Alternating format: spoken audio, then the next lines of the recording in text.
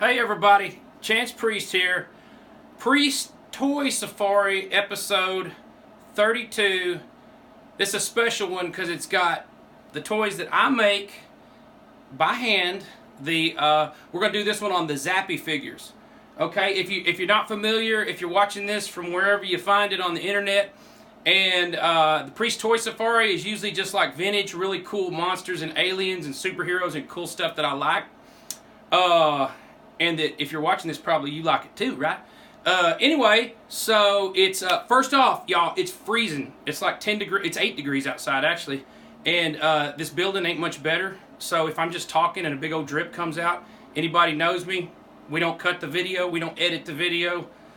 I got a handkerchief. I'll take care of it. But my hands are cold. Everything's cold. But it's late, and I'm excited. Let's do it. If you want to watch our videos, I'm trying to get them all on YouTube. And come on, people, get on there and join up, because I gotta have 100 people just to change the name. Anyway, my wife tells me what to do. So anyway, it's Victory Comics LLC on Instagram. All the pictures of all the stuff I make is Victory Comics LLC, and of course, you want to see the videos. They're all posted on the Facebook group, Priests, Monsters, Aliens, and Superheroes. Got that out of the way. Anyway, let's get started. So everybody's always asking, because I show pictures of my my ZAPIs, okay? I'm going to try not to so much, because it always irritates me when somebody does it. Anyway, shit. So what we're going to do, I can't stop it. What we're going to do is, I always say we, and don't ask me why, because I have nobody, just me and maybe the other guy that lives up there. Anyway, so what I'm going to do is tell you how all this started. It started, the ZAPI itself started just 2 years ago. And I came up with an idea. I'm going to go into a bigger video on what Victory Comics and all that stuff means, because I've been like drawing and writing a comic book for 10 years. And I've never released it, published it, or anything. All I've done is get copyrights on it. So in case I wanted to show it to somebody and I didn't lose something, because years ago I lost something to somebody I trusted. Wrote a script for a movie, and he sold it, and you know, if y'all have ever been there, it sucks. Anyway, so I've been writing this story forever, and you know, I've been into toys and comics my whole life. My family is my life, right? You know, family, God, country, you know, of course. But you know, the toys, it's who I am. You know, I mean, I'm all about the toys and the comics. Like I say, about 10 years ago, I started coming up with all these characters. My kids were all pretty young then, and so they were like really helping out. They were coming up with really cool characters. They all have crazy cool imaginations and stuff. So they did a whole lot of they did a lot of groundwork on a lot of characters, and then I would take it a little farther, and sometimes they took it even farther. And anyway, so for years we were putting together all these different characters, and I was like, and I was trying all these different toy designs. I've never had an art class, y'all. I never had one in my life. So, I mean, I'm just one of those guys that I've been drawing since I was a kid. I never knew I could sculpt, but I wanted to make a toy so bad. I just went and bought some clay one day, and I said, hey, man, I sculpted a Frankenstein head. I said, I can do this, you know.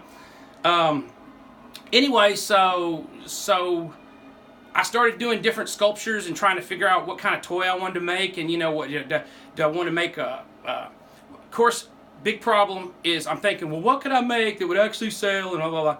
That never think about what'll sell. Think about what's in your heart, what you can, what you know, pour yourself into it, and trust me, it'll succeed. That's the way I've always done everything in my life.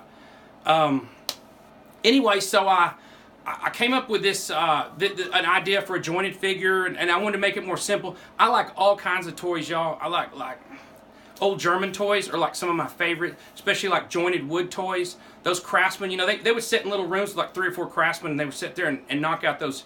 You know, knock out hundreds of toys a day.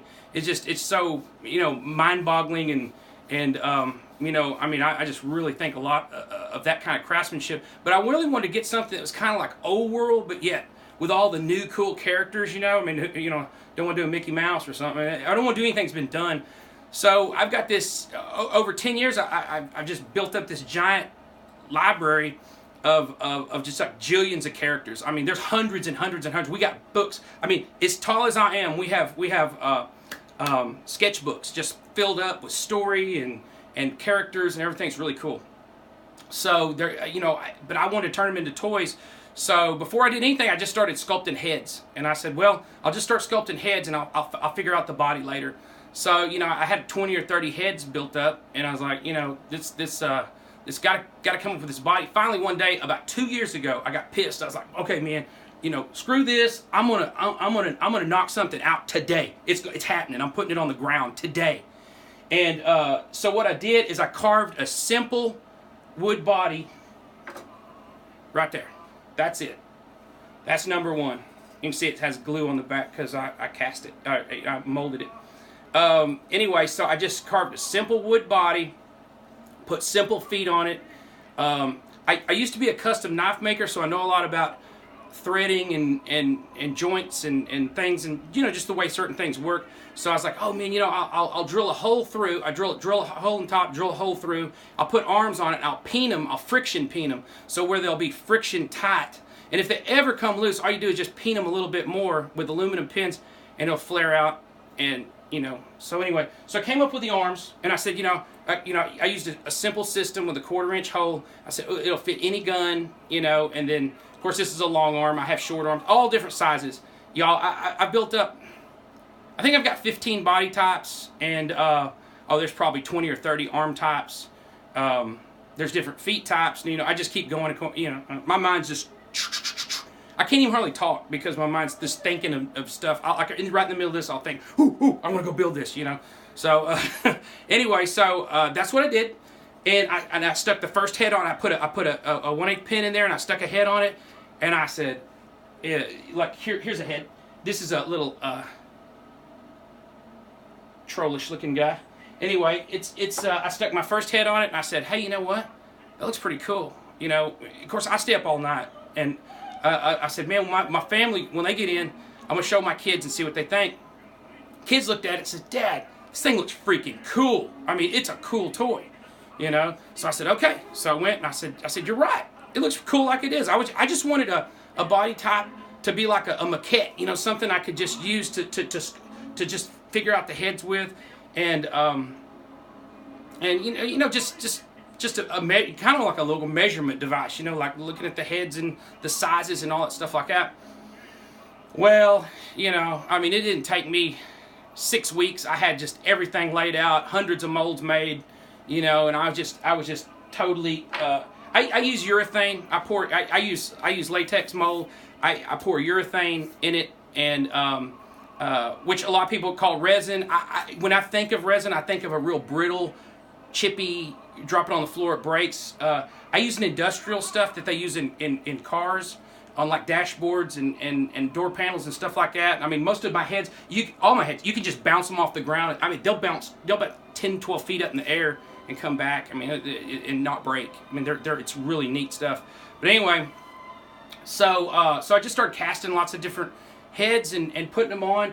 And as you can see right here, I've amassed, these are all completed. I have so many that I've got the heads, I've got the whole thing's done, except I hadn't finished the paint job because I hadn't decided on what color, and usually it's color. I'm horrifically colorblind, man. I mean, I'm real bad. Like, I can't tell pink from purples and greens and I mean, just real bad colorblind. So, I just do what I think looks good, and kick it in the butt and go.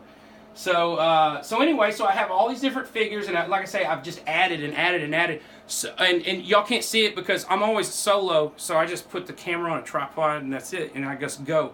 And if it's the first video, I just roll with this. I don't think about nothing. I just go. So I forget a lot of stuff, and I'm a mess. Anyway, these cabinets over here that you can't see, they're filled with them, multiples, and I've through the years I've had a couple different through the last couple years, I've had maybe 5 or 6 different painters come and work a little bit, but I've only had 2 do quite a bit, and then I've had one that really, she loves to paint these, and she does a really good job. So she's painted a lot of them. I always paint the initial figure and get down what I want, but anyway, I'll show y'all some of them. Like,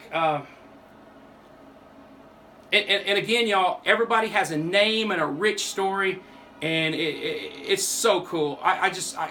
I gotta finish, like, get a book that I'm always changing. See, I've done the comic books over and over, and then I go back and I rewrite parts, and I'm like, oh, I don't like that piece of art, and I take that out, and so it's just an evolving deal. And one day I'm just gonna say, okay, you know, it's a pretty cool story if you like sci-fi, horror, and tons of action and even history. It all rolled into one. It's and superheroes everywhere. It's just like got everything. It's a really fun story. It's like my life's work. You know what I mean? I mean, you know, when you're not, take the family aside, it's my life's work. You know. So anyway, there is, and if y'all haven't seen my stuff before, my videos, I can't remember names. I can't even remember the names to my own characters, which is really strange.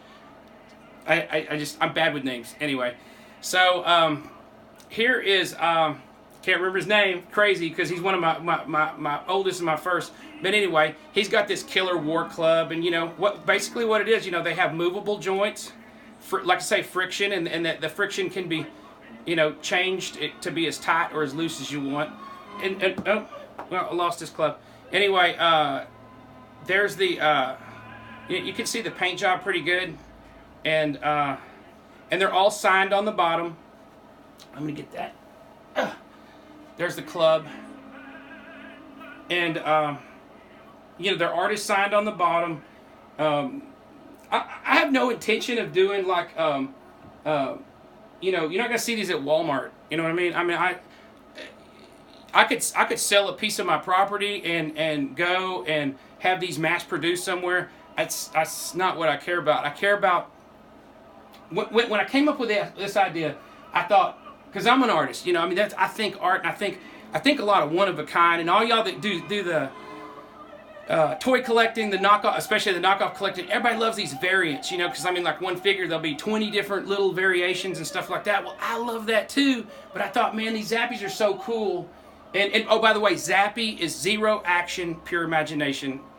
That's just the way it turned out. You know, that's what come up in my head. And so I thought, man, this is the artist's toy, because he's so flat. You know, he's got like almost like a 2D body, and then of course the 3D head. And this guy has a cape, but it's cloth, and I don't keep it out because I don't want dust to get on it. But anyway, so everyone's going to be different. It's so cool, you know, and every artist I've ever hired, and even when I do multiples, which I'll be honest, I don't like doing a lot of multiples. I like doing the first one or a couple, and then, you know, and then having somebody do them for me. They do them different. It's all so different, you know, and that's what makes it fun. That's what makes these a lot of fun, is everyone is different no matter what. If you set, there's no stenciling, no nothing, you know, we just go at it, you know. So, and that's the way I want it. I tell them, you know, don't, the first lady I hired, she wanted to stencil, and I was like, no good. And of course it drives the price up, because you're paying for a dang painting. I mean, these people have to paint the whole dang thing. So, man, it's colder than a witch's titty. My hands are freezing, but I'm gonna push through here. So I'll show you some other figures. It's just oh, and by the way, the heads are always fixed on there, and when we paint them, we use a variety of different paints. It can be anyway, pretty cool, huh? I love that guy. Believe it or not, just a little engineering feat like this, it's hard, you know, when you're hand doing it, to make him slot down in there and just, you know, just ride perfect, you know. Dun, dun, dun, dun, dun, dun, dun, dun. Anyway, so anyway, like they're all so unique and so different. So each one's a piece of artwork, but it drives the cost up. You know, I tell people all the time, and I sell them unpainted. So actually, let me correct that. I don't sell them at all. I've refused to sell any of them. I've had some stolen, but I have, you know, by artists that flew the coop. But I haven't had I haven't ever sold any. So I would sell them. I am going to sell them unpainted, and but they won't have serial numbers or anything.